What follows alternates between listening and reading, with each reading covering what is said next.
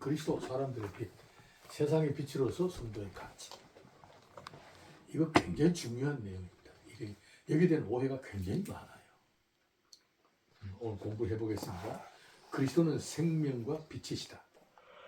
하나님의 계획에서 생명과 빛은 그리스도의 상징으로 사용된다. 이는 피조물을 다스리시는 하나님의 지혜와 신성을 총칭한다.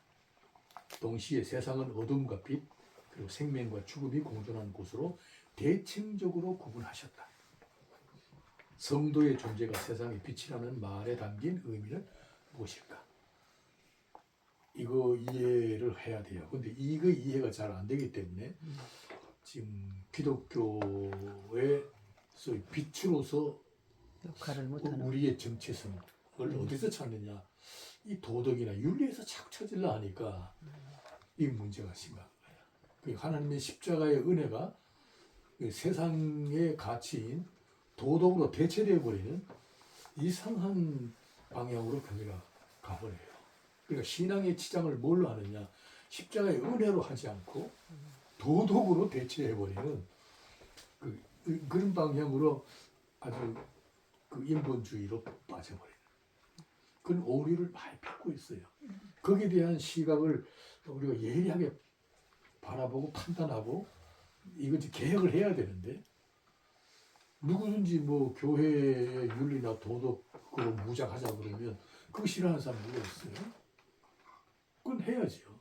근데 문제는 하는 건 좋은데 그걸 십자가의 은혜로 대체해 본다는 데 문제가 있다. 그것을 일종의 신앙의 그 지장으로 만들어 버린다는데 문제가 생기는 거예요. 그래서 문제지. 한 공부를 해보겠습니다.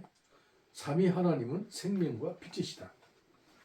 그리스도의 신성을 표현한 용어로서 빛은 요한복음에서만 21번이나 기록되어 있습니다. 그리스도 안에 생명이 있었는데 이 생명은 사람들의 빛이야. 오늘 본문 내용입니다. 생명이 있었는데 이 생명이 사람들의 빛이라. 사람들의 빛이란 말은 사람들을 위한 빛입니다. 사람들에게 생명을 알게 하는 빛이란 뜻이에요. 이것은 진리로 인도하는 빛이다. 이사야서 60장 19절에 있어요. 그러니까 이 성경에서 빛이라는 것은 이 생명의 빛이고 그 다음에 진리로 인도하는 빛이다. 우리가 생각하는 빛 그러면 도덕적 빛, 양심의 빛 이런 거 아니겠어요? 네. 뭐 윤리적 빛 자꾸 이런 방향으로 가고 있는데 반해서 오늘 성경은 이 빛의 내용을 생명으로 얘기하고 그다음 진리로 얘기하고 있다. 굉장히 중요한 얘기입니다. 지금까지 빛에 대해서 그렇게 정의를 내려주지 않았다. 그냥 너희는 세상의 빛이라 하니까 그냥 밝고 비춰주는 그 정도의 개념으로만 이렇게 왔어요. 그렇지. 뭐 모범생으로 선행을 하고 희생을 하고 헌신하고 봉사하고 사랑하고 자꾸 이런 쪽으로 빛을 자꾸 얘기를 한다. 그게 아니라 이 성경은 빛이라 했을 때 그 빛을 예수 그리스도의 본질로 설명을 하는데 예수 그리스도는 이 땅에 뭐 윤리적 선생으로 오신 분도 아니고 그죠? 도덕적인 모범으로 온 것도 아니고 순종의 모델로 온 게 아니에요. 하늘나라를 가져오신 거야. 오실 때 천국을 손에 들고 오셨어. 도덕을 들고 오신 게 아니에요. 그러니까 생명과 진리. 그 요한복음 있잖아요. 요한이 예수 그리스도를 보고 난 다음에 그 아주 경탄하는 고백이 있었잖아요. 내가 말씀이 육신되어 우리 가운데 오시는 분을 봤더니 아버지의 독생자의 영광이요 그 안에 뭐요? 은혜와 진리가 충만하더라. 그러니까 은혜와 진리를 가지고 오셨지 도덕을 가지고 오지 않았어요. 그 빛이란 말이에요. 근데 우리가 설교를 하거나 복음을 증거할 때 정말 우리 유의해야 됩니다. 빛에 대한 이해가 있어야 돼요. 빛은 생명과 함께 그리스도 안에서 이미 존재하고 있었던 그리스도의 본성이다. 창조 때에 시작되었지만은 하나님 자신의 본질로 갖고 계셨던 것을 나타내 있었을 뿐이시다. 하나님은 빛이시다. 그리스도는 원래부터 세상에 빛으로 오셨다. 요한복음 12장 46절, 3장 19절, 9장 5절 이거 찾아보겠습니다만 지금 시간이 없어서 그냥 넘어가겠습니다. 자, 그럼 구체적으로 들어가 봐요. 빛은 하나님의 신성이 전부가 완전하다는 뜻이다. 굉장히 중요해요. 요한복음 1장 9절에 보면 참빛 곧 세상에 사람들에게 비치는 빛이 빛이 있었나니 이렇게 그 빛인데 참빛이라거든. 그죠? 포도나무인데 참포도나무. 참포도나무 참자가 들어간다는 말이에요. 네. 참자가 들어간다는 뭐예요? 완전하다는 뜻이에요. 흠결이 없다는 뜻이에요. 그러니까 다른 것은 다 흠이 있다는 거야. 어? 뭐 다른 빛은 다 흠이 있어요. 근데 예수님이 비치는 빛은 완전하다. 모든 면에서 완전하다. 흠이 없다. 어둠이 그런 조금도 뜻이 없으시고 거룩함과 의로우심과 선하심과 인자와 자비하심에 있어서 완전하신 분이시다. 흠이나 티나 주름 잡힌 것이나 어둠이 조금도 없으신 분이라는 차원에서 그는 빛이시다. 우리 그걸 얘기를 해야 돼요. 빛, 참빛. 아, 여러분 저 사도행전에 그 사울이 예수 믿는 사람 잡으려고 그죠? 제사장들의 권문을 가지고 다메섹 도사하고 가다가 예수님이 나타나셨잖아요. 나타난 장면에서 뭐라 그래요? 빛이 비쳤다. 낮과 같이 나보다 더 지금 태양에서 비치는 빛이 아니고 그치, 더 강한 빛이 바울에게 비쳤다는 거예요. 바울이 그 빛 때문에 눈이 어두워져 버렸죠. 빛이 둘러섰어요. 예수 그리스도. 와, 굉장한 거죠. 그리고 음성이 들렸잖아요. 이 음성을 사울이 들었단 말이에요. 그 빛이 무슨 빛이에요? 참비 참빛이죠. 아멘. 그 빛을 얘기하는 거야. 그러니까 이거는 죽었던 영혼을 살리는 생명의 빛이죠.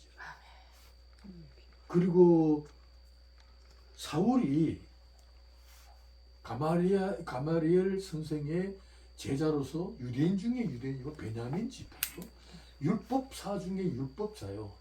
청년 아주 폐기가 만만한 그리고 하나님을 공경하는 데 있어서 참 최고의 열정을 가진 완벽한 자라고 자칭하고 있었거든요. 지나치게 그렇죠. 자신감 있게 예수를 믿는 사람 잡아 죽이려고. 이건 이단이다 이렇게 해야.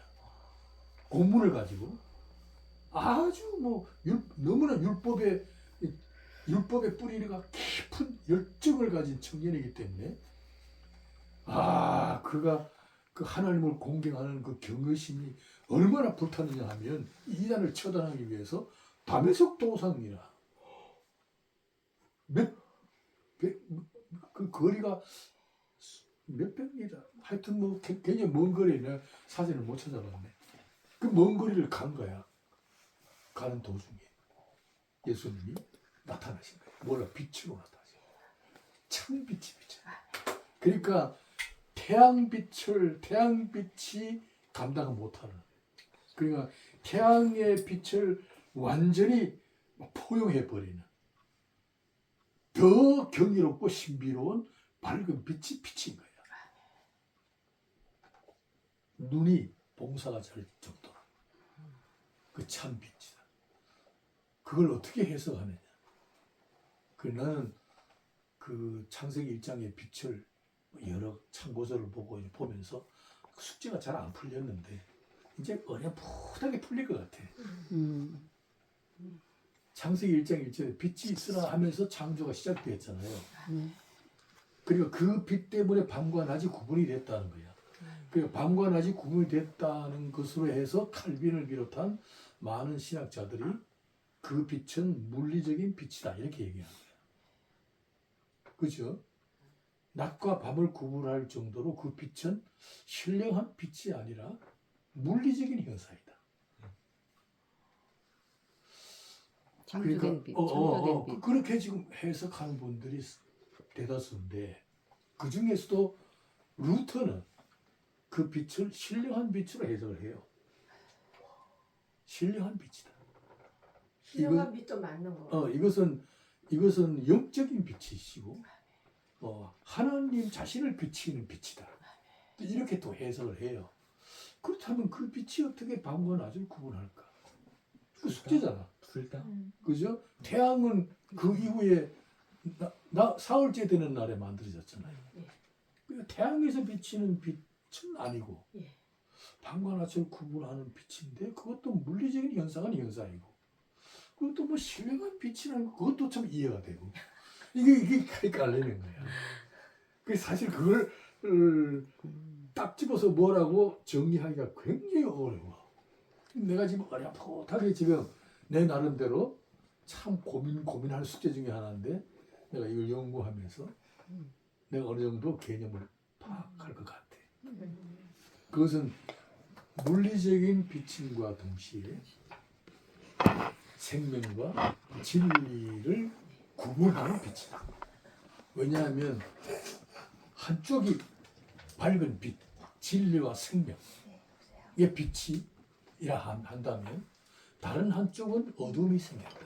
그걸 밤이라 했다. 그건 뭐냐면 죽음과 그죠?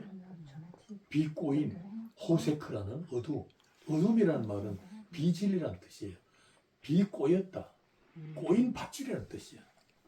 이런 밧줄이 막 꼬이면은요, 그 풀기가 어렵잖아요. 뭐든지 꼬이고 비꼬이고 비뚤어진 현상, 그건 호세크예요. 그게 어둠이에요. 그게 밤이란 말이에요.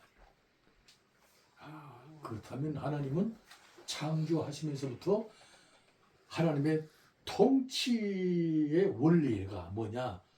한쪽은 생명과 진리, 한쪽은 죽음과 비꼬인 상태, 어둠이라. 이 대칭적으로 이 빛과 어둠을 가지고 세상을 다스리시겠다 하는 통치 수단으로서 하나님이 처음부터 빛과 어둠을 함께 창조하셨다. 그래서 하나님이 다스린다는 것은 그래서 내가 그 창세기 1장을 해석할 때 왜 그 원죄가 불순종으로 만들어졌잖아요. 그걸 하나님 허용하신 거예요. 그죠? 하나님의 작정 속에 죄를 구상하시고 영원전에 이미 예수 그리스도를 준비시키신 은혜의 배경을 하나님이 준비시켜 놓으셨다. 그게 에베소 1장 3절 이하의 말씀이죠. 그리스도 안에서 흠이 없게 하시려고 이미 우리를 예정하셨죠. 하나님 백성으로. 예정하셨을 때 이미 빛과 어둠이 예정되어 있었단 말이에요. 창조의 현상을 보니까 그 죄가 만들어진 선악과가 만들어짐과 동시에 하나의 생명나무가 준비되어 있었다. 그리고 아담의 실패를 연상하신 거예요. 그리고 실패에도 불구하고 생명 중심으로 역사를 주도하시겠다고 하는 은혜의 배열을 하나님이 계획해 놓으신 거예요. 목사님 지금 그 말씀 그게 답이었던 것 같아요. 그게 답이잖아요. 그래서 내가 빛은 하나님의 통치 수단으로서 빛을 중심으로 다시 말하면 생명과 진리 이를 중심으로 세상을 다스리셔 나가겠다라는 하나님의 아주 참 인간으로서 상상할 수 없는 지혜죠. 지혜이며 하나님만이 하실 수 있는 그 은혜의 언약의 내용이다. 이렇게 얘기할 수가 있겠어요. 그래서 꼭 그 참빛이 사울을 변화시킨 거다. 그것은 태양에서 비치는 빛을 완전히 감싸버리고 그것보다 더 강렬한 생명의 빛이, 진리의 빛이 완전히 사울을 그냥 풀어버렸다. 그래서 사울이 거기서 변하는 거예요. 참. 그러니까. 참 빛이 비친다. 그렇다면 우리에게도 그 우리도 참 그렇죠. 빛이 예, 예, 비쳤다는 얘기 아니야, 예, 그죠? 예, 지금 참 호세급 빛이 같은 비치. 우리의 10년 가운데 이게 그러니까 저- 그 빛은 우리가 보이지 않았던 생명과 진리의 세계로 안내하는 빛이죠. 우리를 들어가게. 그것은 우리가 찾아 나서는 길이 아니거든요. 그래서 성령도 하시고. 왜냐하면 우리는 빛에 대하여 봉사잖아. 빛에 대하여 어둠에 속해 있고 이미 사망의 거듭 아래 살아 있고 우리는 호세크라는 비뚤어진 세계 속에서 맞아. 생겨났고 환경이 거기서 태어난 우리가 거기서 만들어진 문화와 교육 시스템에서 우리가 자라는 죄인이잖아요. 빛을 못 봤잖아요. 근데 우리가 빛을 찾아 나섰다는 그 자체가 말이 안 되는 거야, 신학적으로. 그러니까 이 사울을 바울로 만드시기 위해 빛을 비추셨던 것처럼 하나님이 우리에게 성령의 빛을 비춰주셔서 영혼의 눈을 뜨게 된 거예요. 보이지 않던 영의 세계가 우리의 지각을 뚫고 빛이 비춰진 거예요. 우리가 아주 이성적 존재인데도 불구하고 자연과 물질만을 감각하는 게 아니라 하나님의 영적 말씀에 대하여 듣는 자가 되었고 영적 세계를 보는 자가 되고 영적인 일의 역사에 대하여 감각하는 또 그런 생각하고 영성을 우리가 갖게 된다. 감각.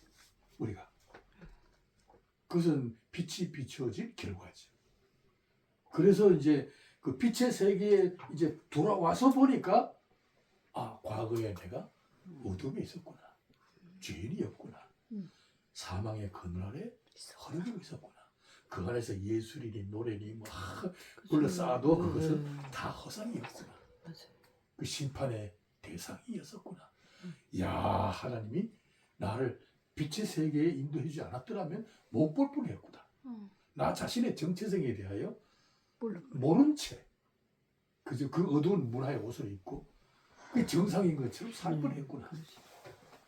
야 참 하나님이 찾아오지 않았다는 건 큰일 날 뻔했구나. 이거 어떻게 알았어?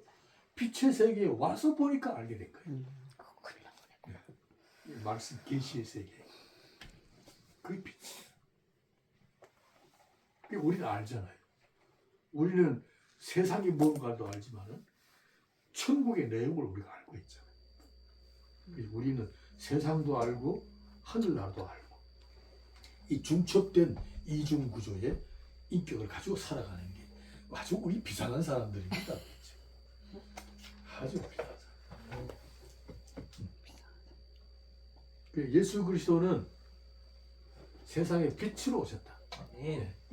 그러니까 세상은 죄로 말미암아 어둠의 권세에 종노타는 죄인들이 살고 있는 곳이다.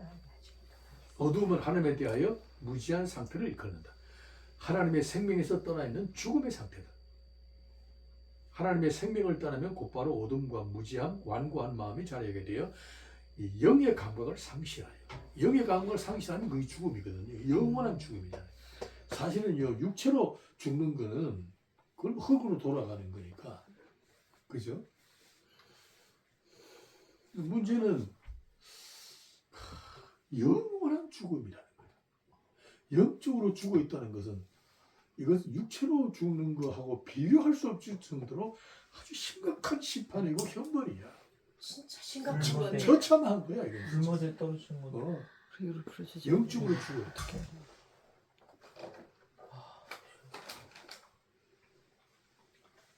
그래서 이 빛은 예수 그리스도의 신성이 완전하다는 뜻에서 빛이다. 잊지 마십시다. 완전하다. 그러니까 예수 그리스도 이외에는 전부 다 불완전한 거예요. 그렇게 보시면 돼요. 사람들은 그리스도의 빛에 대해 무지하였다. 빛이 어둠의 빛이 돼 어둠이 깨닫지 못하더라. 이 말씀이 굉장히 중요해요. 이 말씀이 굉장히 신학적으로 깊이가 있어요. 이제 빛이 어둠에 비쳤잖아. 그죠? 다시 말하면 생명의 빛, 진리의 빛이 어디에 비쳤어요? 하나님에 대하여 알지 못하는 사망의 그늘 아래 무지한 상태에 있는 자들에게, 완고한 자들에게 빛이 비친 거야. 그랬더니 이 사람들이 빛에 대하여 깨닫는 바가 없다. 무슨 뜻인지 알아듣지를 못하더라. 소위 이해가 불가능하다. 이야, 천국의 그저 비밀을 공개하고 보여줬는데 보여주기 위하여 초월한 기적까지 동원해서 설명했는데도 무슨 뜻인지 모르더라. 이게 모르더라. 뭐지? 깨닫지 못하다는 말은 무슨 뜻이에요? 모른다는 뜻이에요. 비춰줘도 모르는 거야. 그때 이 말씀을 이렇게 알았으면 빛을 비춰주셨을 때 아싸 했을 것 같아. 이게 못 알아듣는 거야. 모르고 이게- 40년 이게 저도 마태복음 13장에 천국의 비유가 많잖아요. 네. 그 비유로 말씀을 다 하셨는데 또 그 비유에 대한 설명까지 해설을 다 하셨는데도 못 알아듣더라. 무지몽매다. 이게 천국의 비밀이야. 그러니까 어두움에 속한 사람들은 빛에 대하여 네. 아무리 설명하고 증거를 보여주고 저들이 수긍할 만한 그죠? 모든 그 증거물을 가지고 얘기를 해도 직접 역사적인 사실로 현실을 가지고 얘기를 해도 못 알아듣더라. 깨닫지 못하더라. 이거 못 알아들어. 이게 이제 여기서 신학적으로 뭐냐면 일반 은총의 한계다 이렇게 얘기할 수 있어요. 일반은 좀 이해가 돼요? 네. 일반 은총이라는 게 뭐예요? 세상 사람들이 갖고 있는 소위 자연의 순수성이잖아요. 예술구나. 자연으로부터 뽑아 올린 사상 체계들. 그게 뭐예요? 철학이고 인문학이잖아. 네. 그 안에 예술이 있고 과학이 있고 뭐 인간이 누리고 있는 고상한 가치들이 많지요. 종교도 있고. 아, 그 사람들도요. 대단해져. 그 천빈이라는 천빈 사상 같은 거는 얼마나 참 그 고상합니까? 사람들이 그 박수를 치죠. 얼마든지 갈채를 보내지요. 왜냐하면 대리만족이죠, 일종의. 응? 대리만족. 그러나 그것은 한계가 있다. 그것으로는 생명과 진리를 붙들 수가 없다. 그 일반 은총의 그저 일반 은총으로 만들어진 고상한 가치는 하나님의 나라를 붙들 수 없다. 한계다. 그 어둠이 그저 어둠이 빛을 깨닫지 못하더라 하는 말은 한계다. 거기서 끝이다. 아까 내가 그래서 조금 썼지요. 그것은 추상적인 것. 그래서 추상명사에 불과해. 그냥 사유의 산물이야. 사유의 산. 개똥 철학이죠. 계속 철학에. 개똥에는 철학이 있다. 야, 그러니까 이게 그러니까 예수님이 그러니까 예수님 편에서 한번 생각해봐요. 예수님이 지금 인간의 몸을 입고 하나님의 나라의 비밀을 공개하잖아요. 삶을 통하여 또 기적을 가지고 사람들 설득시키기 위하여 하늘나라를 설명하는데 깨닫지 못하는 거예요. 요한복음 1장 9절에 한번 읽어봐요. 그 한번 읽으면 해. 요한복음 1장 9절.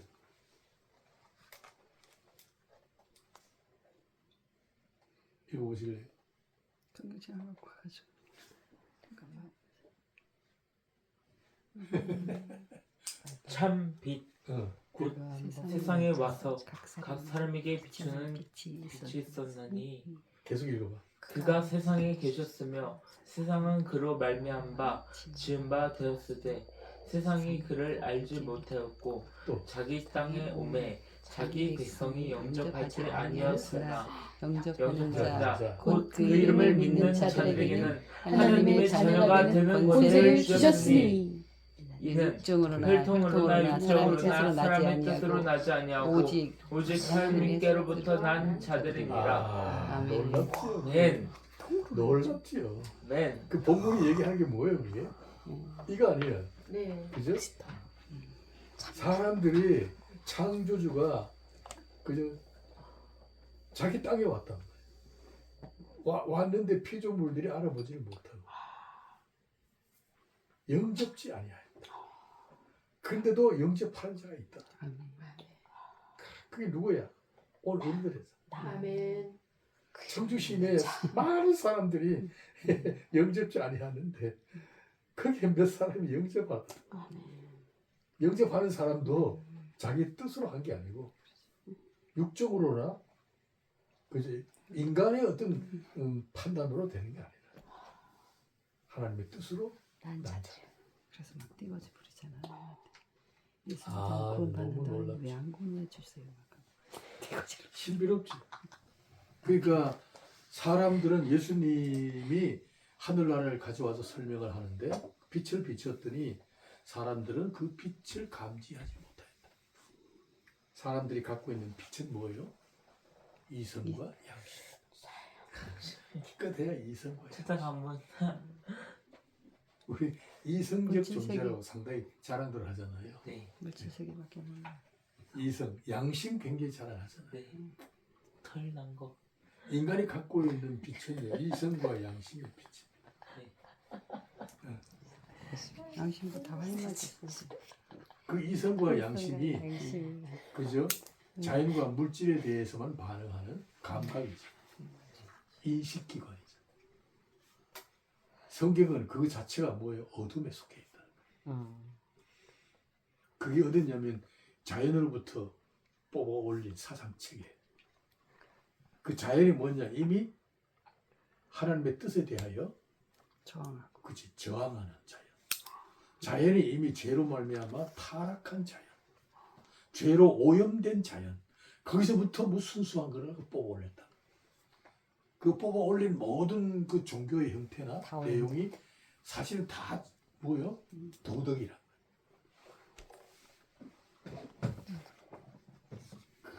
도덕. 나는 그렇게 도덕적인 사람들이요. 무슨 큰 행사를 내가 그 대전에서 그 우리 교회 그 뭐야 여구단지에 있는 분들이 많았어. 그래 보니까 그 무슨 로켓 발사도 한번 했잖아. 그게 나사. 할 때 그래 뭐 가보자 그래서 뭐 우리 가봤는데 보니까 돼지머리 삶아놓고 거기 돈을 입에다 얼마나 제 찔러놓고 그 안에서 뭐 절을 하고 저걸 그러더라고. 바꿔 먹이지. 이걸 하지 말고. 적어도 우주에 로켓들을 발사하는 과학자들이 돼지머리로 돼지머리 고사를 앞에 내밀면 절을 하고 고사 좀 덜래, 내밀면 덜래. 그 내가 그걸 읽으면서 야, 야, 같은 인간인데 소풍날 비 오면 고산 칭스럽다. 저급하다. 무슨 짓 하는 거야. 박근혜 대통령, 박정희 대통령 저기 생일인가? 그러니까 저기 그거 했죠. 이 사람들이 갖고 있는 종교성이잖아요. 그죠? 그렇지. 그렇게 이 해야지. 초월에 대한 어떤 그런 마음, 염원을 갖고 있는 사람들이 어디다가 절을 하느냐? 돼지머리 콧구멍에다 삶아놓은 그죠? 돼지 머리에다가 적어도 돌까지 꼽아놓고 콧구멍에다 절을 하더라. 집어넣고 수업때 이분들의 종교성이 이 정도면 야, 그분들의 인격이나 도덕성은 얼마나 더 저급하냐? 야. 종교성이 그 정도인데 그분들의 행위 속에 나타난 도덕 그거 믿겠느냐? 믿을 만한가요? 얼마나 저급해요.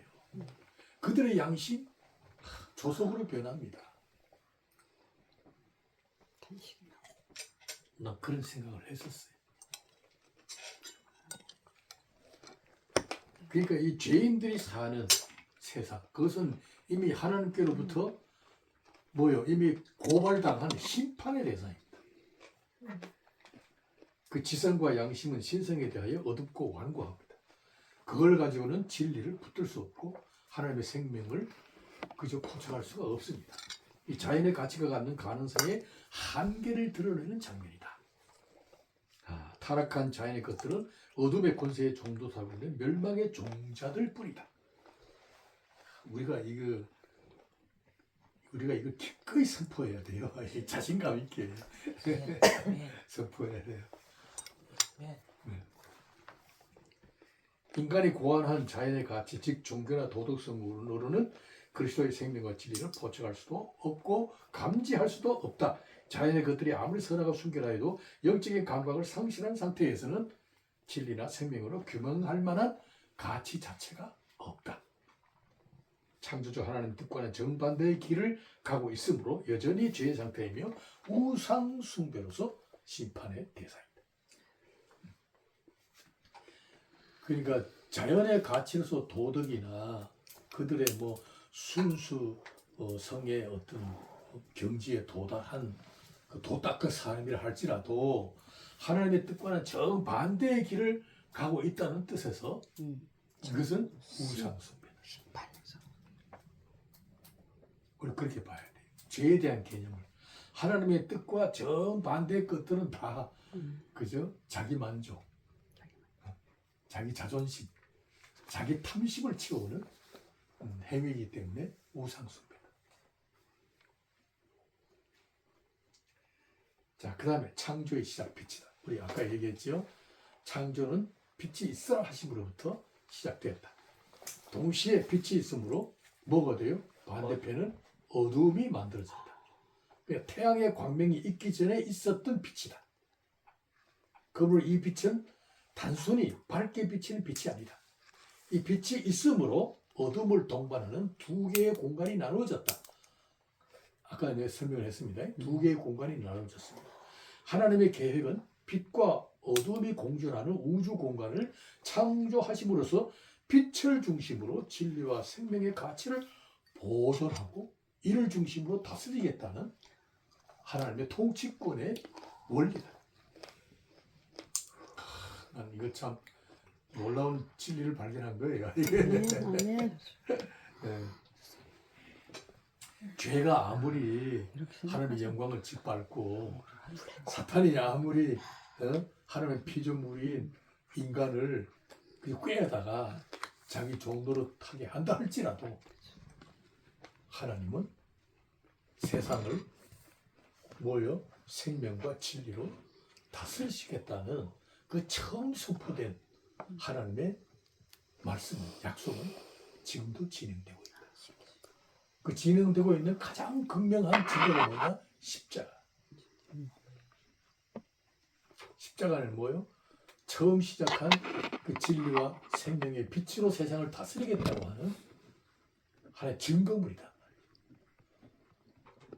그 십자가에 달리신 예수 그리스도 안에서 소위 속죄라고 하는 죄 사함이라고 하는 정말로 하나님의 영광을 가렸던 어둠의 세계를 다 걷어버렸잖아요. 거두어버렸다. 제거시켰다. 그 십자가.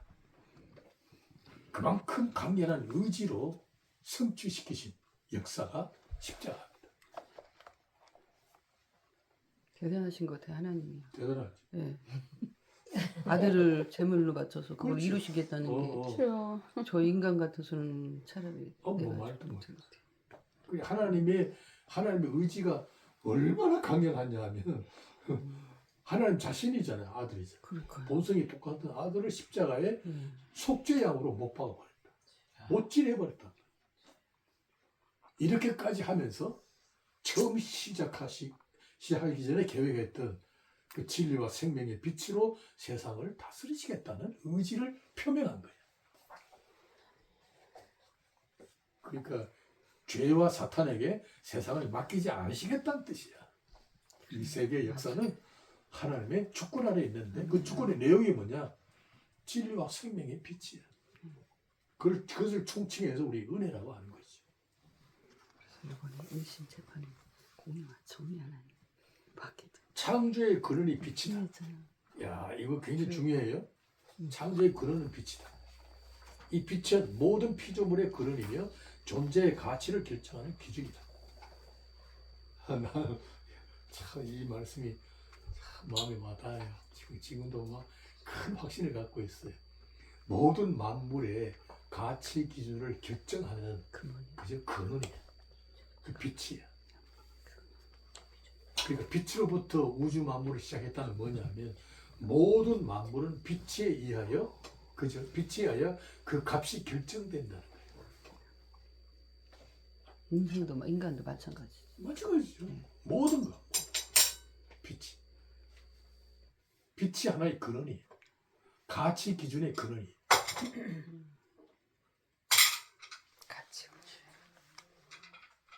그러니까 뭐 세상 사람들이 뭐 아무리 아름답고 선하고 의롭고 뭐 아무리 뭐 희생하고 자기 몸을 불살라서 뭐 남을 살려내는 뭐 그 희생이라 할지라도 그 안에 빛이 없다면 울리는 그것은- 신과 깬가. 그것은 평가할 가치가 없다. 아멘. 그래. 요란하지. 그 대신 오늘 우리 있잖아, 우리 그리스도 안에서 우리가 행동하는 모든 것은 그죠 이미 빛에 들어와 있기 때문에 우리 존재론적으로 그죠 신분 자체가 우리 세상의 빛이기 때문에 우리의 행위는 그죠 하나님이 평가할 가치가 있어요. 점수를 매길 가치가 있단 말이에요. 근데 저쪽에는 점수가 안 올라가. 근원적으로. 어둠이 따로 존재하는 것이 아니라 빛이 나타날 때에 뒤따라오는 현상이 어둠입니다. 우주의 법칙상 빛과 어둠은 한 공간에 공존할 수 없다. 빛이 들어오면 어둠은 그 자리를 비켜가야 돼. 지킬 수가 없어요. 주권은 빛에 있지 어둠에 없습니다. 빛은 생명이고 창조의 본질이며 가치 기준입니다. 빛이 없다면 우주와 인간은 존재 가치를 상실하게 된다. 우주와 인간 역사를 이끄는 힘은 오직 빛이다. 여기에서 설교할 때 어떤 설교를 할 수 있을까요? 여기서 설교자들의 상상력을 발휘해야 돼요. 동사. 우리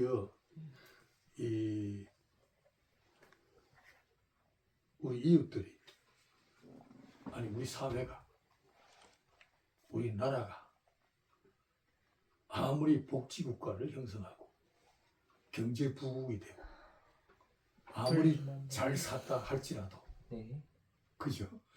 역사를 보존하고 지키는 힘은 그들에게 있지 않고 우리에게 있다. 이 설교의 아주 중요한 포인트. 그래서 이번에 이재명 그 저기 할 때 공의 하나님 기도했어. 하나님 공의 하나님 이 땅에 주는 사람 너무 참. 그래. 아이고. 그게 우리가 이 그리스도인들이 들어야 할 메시지예요 이게. 그죠? 그들에게 그죠? 하나님은 그들에게 역사를 맡기지 않으셨다. 아멘. 그들은 근원적으로 어둠의 자식들이야.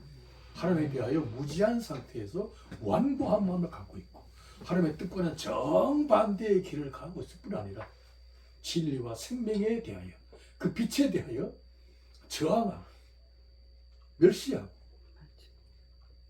그죠? 그 빛을 꺼버리려고 엄청 힘들어. 온갖 수단과 계략을 추진하는 악의 세력들이다. 그죠? 그건 죄의 현상들이고 죄는 근원적으로 실체가 아니다. 허상이다. 그것은 그림자다. 우리가 있기 때문에 그들도 존재하는 것이다. 빛에 의하여 그들도 성립이 되는 거죠. 여러분 죄가 성립이 되려면 빛이 있어야 된다. 그렇지. 그죠? 악이 성립되려면 선이 있어야 악이라는 게 나오지. 그렇죠. 선이 없다면 악이 어떻게 존재해? 그렇게. 아이고. 그러니까 우리 아담 거룩한 게 시대. 있기 때문에 더러운 것도 있는 거지. 이게 굉장히 중요한 거예요. 오늘 우리 교회라고 하는 거룩한 공동체가 있기 때문에 저들도 더럽게 할 어떤 역사가 생기는 거야. 거룩한 공동체. 참 그런 의미에서 역사의 실체는 이 그리스도의 몸인 교회. 우리가 빛이고 우리가 역사의 거루터기고 우리가 역사를 이끄는 힘의 근원이다. 하나님은 우리에게 역사를 맡기셨다. 만일 우리가 없다면 하나님의 역사를 존속할 이유가 없습니다. 우리가 없다면. 참 이런 걸로 이제 설교를 하고 우리의 존재론적인 가치에 대하여 성도들을 하여 눈을 좀 뜨게 하고 이제 좀 하나님의 뜻을 따라 살아야 되겠다 라는 결심을 갖도록 그럼 설교를 해야죠.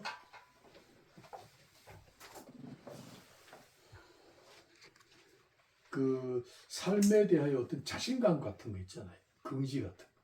이런 거 갖도록 해줘야 돼. 심지어 이런 얘기를 할 수 있잖아요. 너희들이 우리 교회를 보고 비판하고 또 뭐 교회 다니는 사람이 뭐 그 모양이냐 그러고 지적하고 욕하고 비방하고 뭐 요즘 세상이 교회를 염려하는 뭐 어쩌고 이런 소리 하잖아요. 그래서 우리 스스로가 자꾸 세상에 대한 기가 죽고 주눅이 들어서 맥도 못 치고 이런 형국이 되어버렸잖아. 아니에요. 우리 반대로 얘기해야 돼요. 너희들이 볼 때에는 참 예수 믿는 사람이 너희들보다 못하고 지적을 받아 개구멍이라도 들어갈 정도로 좀 수치스러운 입장이긴 하지만 그래도 나의 권고와 충고를 들어야 할 장본인은 너희들이다. 우리 말을 들어야 할, 그죠? 그리고 구원이 필요한, 구원이 아니면 절대적으로 희망이 없는 너희들이 우리의 말을 들어야 한다. 내가 너희들의 말을 들어야 할지라도. 고린도전서 있잖아요. 그렇게 얘기를 해야 돼요. 그래도 하나님은 우리를 보고 세상에 빛을 하셨다. 너희들 보고는 아니다. 그래도 우리를 따라와야 된다. 우리가 가는 길이 진리의 길이고 생명의 길이고 천성을 향하여 가는 길이고 영원한 길이다. 그걸 자신감 있게 얘기를 해야죠. 그들 앞에 서서 얘기를 해야 돼. 서서 얘기.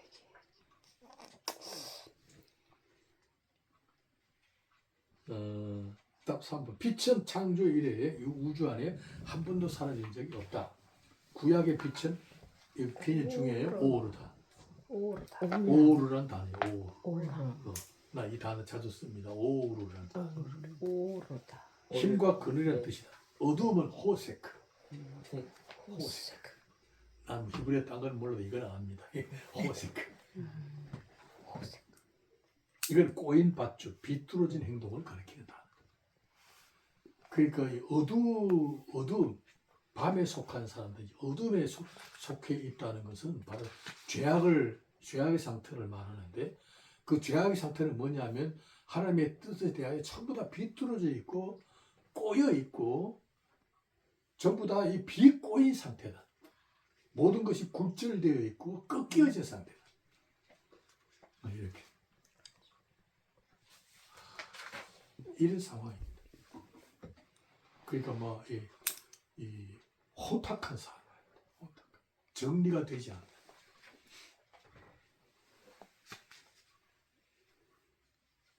그게 어두움입니다.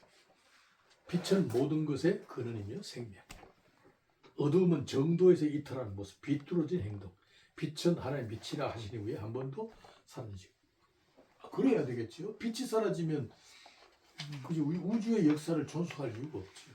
빛이 사라지면 세상은 하루아침에 캄캄해지는데 캄캄해져요. 우리 그런 의미에서 우리 한국의 우리 교회들이 빛을 발휘해야 된다. 많은 빛을 발휘하는데 빛을 막 비치게 되면 어두움이 그죠? 어두움이 자리를 지킬 수가 없어야 되죠. 악법을 통과시키면 안 되죠. 빛이 강하게 비치면 감히 국회에서 어떻게 그 악법을 통과시켜요? 빛이 힘이 하니까 통과시키는 거예요. 맞아. 교회가 이 목소리를 진리와 생명의 빛을 강하게 비춰줘야 돼요. 일어나 빛을 발해야 소리로. 근데 이사야서 60장에 빛을 발하라 하고 슬로건을 빛을 많이 발하라. 붙여놨는데 막상 빛을 안 밝히고 있어. 슬로건을 붙여놨는데 어떻게 그 정치하는 정치권에서 그 악법을 감히 통과시키려고 그래? 그건 말이 안 돼. 말도 안 돼. 그러니까 이 진리의 빛이 희미해지면 악이 흥화한다. 그럼 의인이 어디로 가? 의인이 숨어. 옛날 같으면 감히 꿈을 못 꿉니다. 옛날 같으면. 지금 시대가 옛날에 우리가 대학생 시절 뭐 중고등학교 시절 때만 해도요 교회가 숫자는 적어도 교회가 힘이 강렬했어요. 있었어. 빛이 있었어. 교회를 무시 못했어요. 뭐 이 교회를 빼놓고는 정치도 못했고 숫자는 적었어요. 소위 마이너리티죠, 마이너리티. 숫자는 적었지만 강했어요. 새벽기도, 성수주일, 뭐 성도들이 그 지키는 사회 윤리, 도덕, 법률 뭐 이런 데 있어서 모범적인 사람들이에요. 그 당시에는요, 내가 우리 그 고향 교회 방해록을 일부러 봤거든요. 방해록 보니까 그 집사가 성수주의를 한번 안 했다고 집사직을 제명. 면직시켜버렸더라. 그래야 부부하고 싸웠다는 소문 때문에 집사직을 면탈해버려. 그래야 징계를 해버려 그냥. 잘려. 그 정도로 강했어. 장로님도 아닌데. 우리 어머니가 주일날 그때 왜 대림이 그 숯불에 이래 달했잖아요. 숯불에. 인두 말고 숯불을 아예 예, 예. 넣어가지고, 큰 거 있잖아, 그런 거. 대전만 한 거. 그거 다니다가 아버지한테 들켜가지고 막 불날 뻔했어요. 들고 차고 말이야. 어디 주일날 이런 거 하냐. 대도 없었어요. 그렇게 지켰어요 우리는. 우리 중고등학교 주부 만들 때 이 끌로 쓰잖아요. 끌판으로. 가리방 그래. 그거 원칙 가리방. 주부 만들어가지고 막 토요일날 해야 되는데 아침에 급하니까 주일날 이거 등사. 등사. 잘하네. 엄청 잘하네. 교회에서 다 하신 거야. 그거 하다가 목사님한테 걸려가지고 아이고. 주부도 못하고. 주로 아침에 했으니 뭐. 심지어는요, 제가 공부를 하는데 월요일날 시험을 치잖아요. 네. 근데 주일날 공부를 해야 되잖아. 네. 어느 정도 하냐면 12시까지 공부 안 했어요. 책 탁 덮어놓고 책상에서 그냥 앉아있어요. 12시 딱 하면 책을 폈다. 월요일날 0시에 책 펴고 공부해. 시험 준비를 그래 했어요. 그래가지고 1등, 2등 했어요. 그래도. 그래서 그 정도로 성수주의를 했다니까요. 나는 그게 고마워. 그렇게 내 신앙의 뿌리가 그렇게 자라난 데 대해서 고마워. 그게 물론 너무나 극단주의이긴 하지만은 뭐 그로 인해서. 요즘은 비판을 받긴 하지만 그래도 그 뿌리에서 자라나는 게 나 고마워. 원래 아주 엄격한. 무서운 애들이 엄격했잖아. 그렇지. 그때 주일날 뭐 버스 타고 교회 왔다 가는 뭐 목사들이 가만히 있나? 돈 썼다고. 버스. 주일날 어땠다니 가지도 못해. 우리 그렇게 그런 시대가 있었어. 그때 교회가 강했어요. 맞아. 교회가 한마디 하면요 정치권에서 무시를 못. 영향력이 세지. 근데 지금은 교회가 머저리티잖아. 교회가 오히려 다수잖아요. 200만 명씩만 모이니까 다수잖아. 그런데도 힘이 없잖아. 뭘 얘기해? 이 진리. 진리가 호탁해졌어.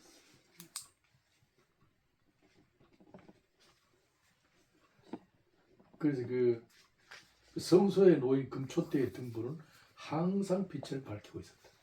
한번 비치고 그 성소의 등대는요 꺼지질 않아요. 꺼지면 안 되죠. 그러니까 더러움과 무질서, 혼돈, 저주와 형벌을 몰아낼 방법은 등불밖에 없어요. 빛이다.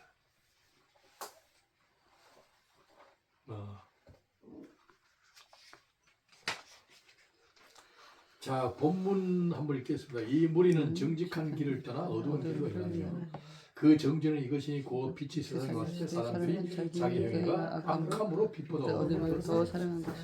악하기 때문에 빛보다 어둠을 더 사랑한다. 어둠 속에 악이 판을 치고 죄가 난무합니다. 암흑은 부정하고 부패한 자들에게 죄악을 부추기는 제로의 기회며 악인들의 활동 무대입니다. 어둠 안에서 분별을 잃게 되고 어디가 길인지 진흙탕인지 언덕인지 마른 땅인지 분별이 안 됩니다. 어둠이란 그런 거예요. 야, 참 어둠. 이게 선보다는 악이 더 팔을 쳐요. 제가 언제 얘기를 했죠. 그 화투 치는 사람들은요 3일을 꼬박 새도 잠이 안 와요. 노름하는 사람들. 눈이 빨. 도파민 수용체 고장 났어. 근데 우리는 철학이도요 3일 계속 못해. 자야 돼. 일어나 던졌다. 그러니까 악이 주님 좀 누워 악이 있을게요. 훨씬 더 강한. 악이 훨씬 더 강해. 주여.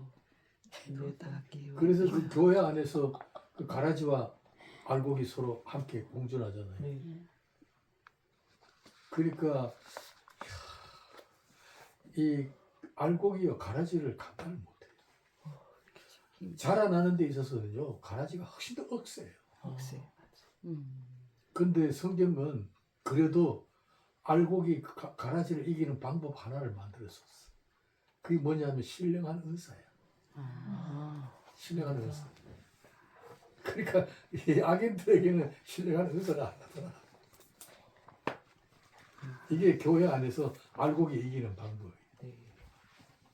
그래서 나는 이 교회에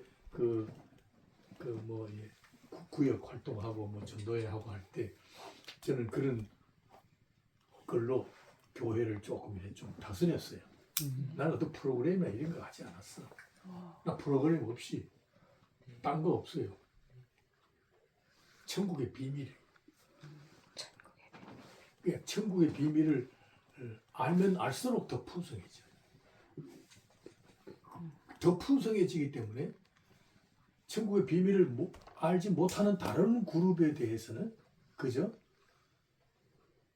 그들이 갖고 있는 것이 가소롭게 보일 정도로 천국의 비밀에 대하여 풍성하게 해주는 거예요.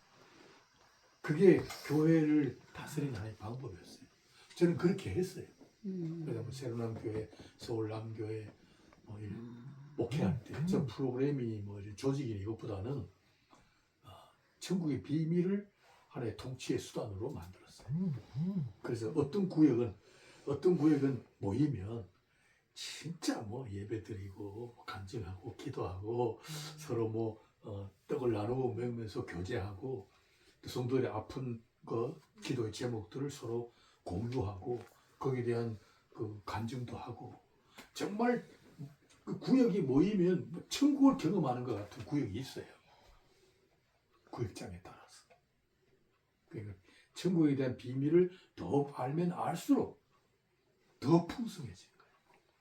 동시에 어떤 구역은요 아무리 얘기도 안 듣는 구역이 있어.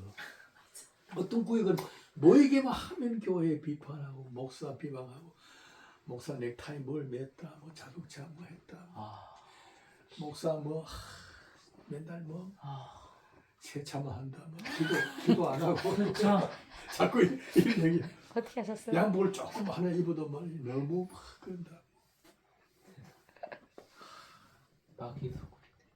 그런데 그렇게 똑똑하고 비판하는 네. 구역은 빈곤해져. 왜 빈곤해졌냐? 바로 곁에 있는 풍성한 구역이 너무 왕성하니까 가지니까. 모임이 너무 열렬하고 네. 거기는 서로 기도 제목을 공유하고 네. 평소에도 서로 만나고 그 친교 자체가 활발하고 그 이쪽은 한번 모이면 저 비판하고 아주 뭐 예리하게 뭐 판단하고 뭐 양심으로 뭘 얘기를 하긴 하는데 이쪽은 자꾸 빈곤해져. 그래 이쪽이 갖고 있는 건 뭐예요? 물질이 있고 출세가 있고 지식이 있고 사회적 영향이 있어. 있는데 불구하고 그들이 갖고 있는 게 가소로워지더라. 그들이 갖고 있는 게 값이 없어지더라. 그러니까 그들이 갖고 있는 게 빼앗기는 격이 된다. 왜요? 이쪽 풍성한 것에 비해서. 상대적으로 풍성하니까 자기들이 오히려 왜소해 보이는 거예요. 이게 천국의 비밀이지 않습니까? 저는 그렇게 통치를 했다 그럴까. 교회를 다스렸어요. 그래서 우리 한때 참 부흥했죠. 경쟁적으로 서로가 몇 년도 그러니까 더 겸손해지고 낮아지고 지식인층이 그지. 그 대신 내가 말씀을 풍요롭게 공급하지. 비밀을. 결국 그 하나님에 관한 지식과 정비해야 한다는 칼빈의 말이 좀 꼭 많이 나와요. 소위 그 영혼의 양식으로서 지식 체계가 축적되어 있지 아니하면 풍요로워지질 않아요. 말이 풍요로워지고 그 말이 행동을 통하여 서로 공유할 때 풍요로워져요. 왜 저 설교를 할 때요. 성도들의 기쁨이 어디서 오느냐면 설교하는 것 중에 평소에 듣지 못했던 진리의 한마디 탁 들리는 순간 그 기쁨을 말할 수 없어요. 영혼의 빛이 팍 비춰지는 거예요. 이야, 저런 말씀이 있었구나. 그 진리에 대하여 갈망. 그 영의 눈이 싹 뜨여지는 큰 순간이 있어요. 그게 기쁨, 그게 하나의 희열이야. 그 기쁨. 똑같은 십자가의 사건인데도 지금 아주 맛있게 얘기를 하거든.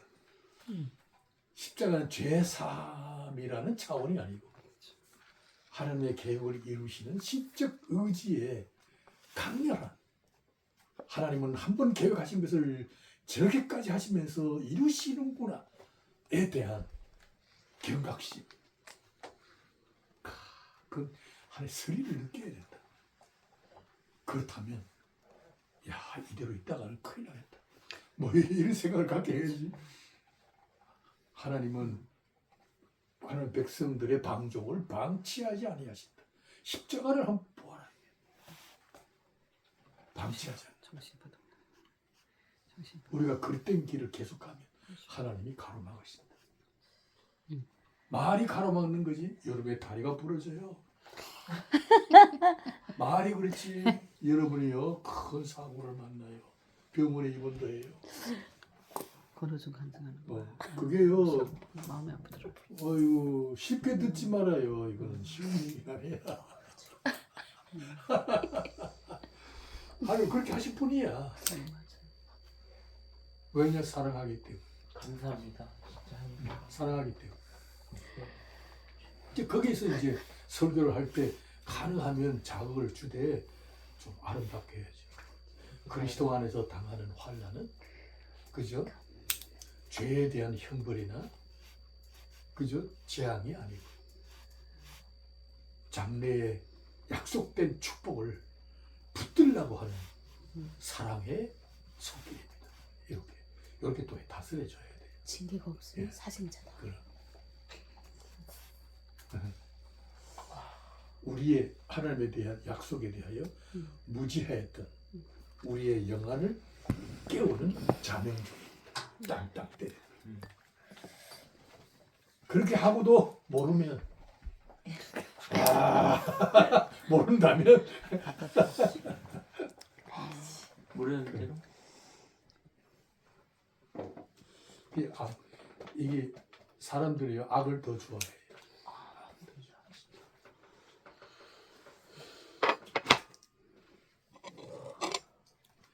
그 다음에 어두움은 실체가 아니다. 독립하에 존재였으면 그림자. 이거 꼭 기억해야 돼요. 상당히 중요한 신학적인 주제예요. 어둠은 본질상 빛이 있고 난 다음에 뒤따라오는 빛의 그림자예요. 잠시 왔다가 사라질 배경이지 주인공은 아닙니다. 이거 굉장히 중요하죠. 잠시 잠시 왔다가 사라질 배경이지. 우리는 주인공은 아니다. 주인공은 어디까지나 우리들. 주인공은 하나님의 계획을 성취해가는 빛의 존재다. 죄는 처음부터 있지 않았다. 인간이 우발적으로 사탄의 미혹에 넘어간 결과물이다. 변질의 속성을 가지고 있어서 영원히 존속할 가치가 없다. 죄라는 것은 본질상 그래요. 죄. 여기 이게 굉장히 중요해요. 죄란 깨끗한 것을 더럽게 하고 의로운 것을 왜곡되게 하고 건강한 것을 병들게 하고 부한 것을 도둑질하는 악한 성질을 가진다. 죄가 성립되기 위해서는 반드시 깨끗한 것이 있어야 하고 바르고 의로운 것, 건강과 부유한 것이 있어야 한다. 빛이 없다면 어둠이 생길 수 없듯이 생명이 없다면 이를 도둑질하는 죽음의 군사도 있을 수 없다. 이런 개념이에요. 이런 개념을 가지고 하나님은 처음부터 빛과 어둠을 가지고 통치의 원리로 삼으신 거예요. 그래야만이 하나님의 은혜에, 그죠? 하나님의 은혜의 통치권이 빛을 발하는 거예요. 죄를 짓는 것보다가 그 죄를 덮어버리는 은혜가 더 감동스러워요. 아멘. 그 은혜가 삶을 더 의욕적으로 살게 하는 생명력이에요. 그 은혜가 사람으로 하여금 소망을 갖게 해요. 희망의 메시지를 붙들어요. 그 주저앉아 자폭하는 순간에도 그 은혜의 역사가 비치면은 그 사람이 일어나 다시 걸어가요. 그렇게 돼요. 저도 그런 경험했어요. 정말 물질로 뭐 어느 정도로 좀 상당히 좀 세를 부렸던 그런 인생이 있었는데 30대에 하루 아침에 탁 침몰되니까 죽고 싶은 생각밖에 없어. 그녀 때문에 내가 참.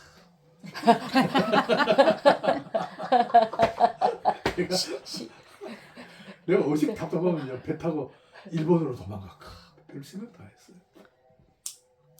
그런 지경에서도 참 한마디 말 한마디 신학교 개소리 같은 거 해주시. 신학교 그러니까 신학교라는 새로운 세계가 열리더라. 할렐루야. 신학교는 물질하고는 전혀 다르잖아. 네. 신학교 강야가. 그러니까 뭐 새로운 세계잖아. 오, 네.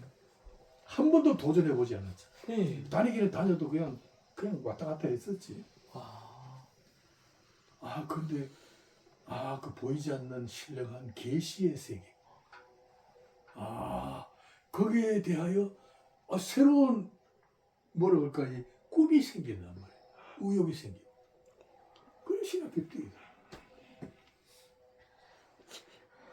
그게 언제냐 41살 때야. 인생 다 사는 거지. 우리 더 늦게 들어갔는데. 그거 들어가가지고 내가 어떻게 했겠어요? 그냥 놀았겠어요? 아니요. 죽어도 살도겠지. 그렇게 그저 지연시킨 내 참 미련과 어리석음과 참 우둔한 나의 성품으로 미루어진 하나님의 나라의 풍성한 양식, 그 삶의 참 부유에 이르는 그 영광의 길이죠. 그걸 내가 미뤄왔잖아. 진짜 갔어야 될 걸 미뤄왔던 몰랐어. 나의 어리석음에 대하여 가슴 치면서 날마다 남달리 정말로 남이 알지 못하는 눈물, 통곡. 그것도 어디 가서 했겠어요? 성수대교 다리 밑에 한강변에서 했어. 이야. 추운 겨울에 방부자 쓰고 가서. 그 방을 가까이 SE. 그래, 난 그걸 거기서 가까이 했어. SBI 전자. 남달리 거기서 막 통곡하고 회개하고 추운데. 공부하고. 저는 반포대교에서 양화대교, 반포대교, 성수대교. 아이고 반포대교는 더 고급인데. 고급이야. 호수공원. 아이고 내가 수고하셨어? 오셨어? 아니, 그러니까 호수공원 만났지. 그 미루어진 황금 같은 그 30대 20대의 그 세월을요. 그 돈 몇 푼 그걸 쫓아다니느라고. 그때 신학교 왔어요. 아이고 그 쫓아다니는 게 뭐예요? 순식간에 없어진 걸 말이야. 와, 그렇구나. 그래서 내가 남달리 공부해. 네. 죽어라 진짜 뭐 진짜. 하루에 내가 생각할 때 하루에 3시간 잤겠나 평균. 주일날은 오후에 노상 자고 막 밤새고 자고 공부하느라 하루 3시간씩. 멋지다. 그래서 그 경쟁을 뚫고 내가 그래도 1, 2등 하면서 졸업했잖아. 야, 할렐루야. 주님 모든 영광 돌립니다. 할렐루야. 그래 나름대로 그 엘리트 의식이 있었어요. 야. 그렇게 후발 때잖아. 후발 때. 응? 우리는 뭐 하는 거래? 일단은 때가 가장 빨리. 우리 뭐 그 하는 거야? 이게 우리 뭐 하는 게? 네. 그러니까 이 빛과 어둠으로 나누어서 하나님의 계획을 이루신다면 네. 어둠의 세력도 지금 시작. 하나님이 응용하시는 방편임이 분명하다. 네. 이게 상당히 중요해요. 어둠도 하나님이 쓰시는 방편이다. 그래서 여기 신학적인 중요한 내용이 있어요. 죄는 실체가 아니고 빛의 그림자로 따라온 것이기에 성경은 처음부터 뭐요? 성속의 구분이 없었다. 선악의 구분도 없었다. 이거 비밀을 모르더라고. 이 비밀을 아는데 내가 정말로 뭐 기도도 많이 하고 이게 도대체 무슨 뜻이냐? 그러니까 이제 이 종교 개혁자들이 고민한 것 중에 하나가 뭐냐면 저 칼빈이 고민을 한 거죠. 칼빈도 고민하고 주빙글리도 고민하고 루터도 고민하는 건데 계시가 무엇인가? 성경은 계시는 데 특별 계시잖아요. 아 근데 목사님 이거 이해가 안 돼요. 안 저도 되지. 좀 이해가 어려워. 되죠. 어려워요. 계시가 무엇인가? 이해가 에 대한 답을 찾아야 되잖아. 하나님이 계시하셨다. 문자로 계시한 게 이게 특별 계시잖아요. 그죠? 계시가 무엇인가에 대한 고민하다 답을 찾은 게 뭐 답을 찾았냐? 계시에는 처음부터 성속의 구분이 없었다. 선악의 구분이 없었다는 데서 계시의 정의를 내린 거야. 그건 뭐야? 뭐만 있어? 하나님이 다스리시는 주권만 있었다. 아니. 그래서 주권 사상이 거기서 나온 거야. 참. 이걸 우리가 알아야 돼. 참. 그래서 우리 교회를 이해할 때, 교회론에 나오겠지만은 교회를 볼 때 어떻게 봐야 되냐면 우리 목사님들은 계시의 순수성을 봐야 돼. 그 그리스도의 몸이잖아. 그리스도의 몸이란 게 뭐예요? 아까 얘기하는 참 포도나무잖아. 참 빛이잖아. 거짓이 없고 흠과 결이 없잖아. 완전하시잖아. 그러니까 성경에서 교회 그러면 그리스도의 몸으로 표현을 할 정도로 교회는 완전한 거예요. 하나님 보실 때에는 완전한 거예요. 완전한 의, 완전한 선, 완전한 거룩, 완전한 선, 하나님 보실 때 교회가 그런 거다. 그러니까 아담이 죄를 짓기 이전에 계시 상태죠. 계시 하늘나라. 그러니까 거기까지는 이해가 되는데 무슨 그 다음 그러니까 이 선악의 구분은 불순종으로부터 시작된 거야. 그렇죠. 선악과 따먹으면서. 그러니까 선악이 있기 이전에 창조 때 처음 창조하셨을 때에는 선악의 구분이 없어. 없었죠. 성속의 구분도 없다. 맞아요. 교회는 뭐냐? 바로 그 회복이다. 그걸 알아야 된단 말이야. 그죠? 선악과 성속의 구분이 없었던 때, 그죠? 2000년 전 빼앗아야 예수 된 그리스도의 십자가의 성숙이 그때 뭐지? 영원한 하나님이다. 거룩하고 속하고 아멘. 세상된 거. 응? 거룩된 거, 속된 거. 그 나라를 그 나라의 분이 없었다. 저희 선악과의 본질이죠. 따름으로 제가 들어왔잖아. 그 줄거리죠. 하나님 창조에는 그게 선악의 핵심이죠. 분이 없었다고. 창조의 핵심이죠. 창조는 물리의 현상이지만은 내용으로 들어가면 하나님의 나라. 그 죄가 있기 이전에 그걸 회복한 게 십자가죠.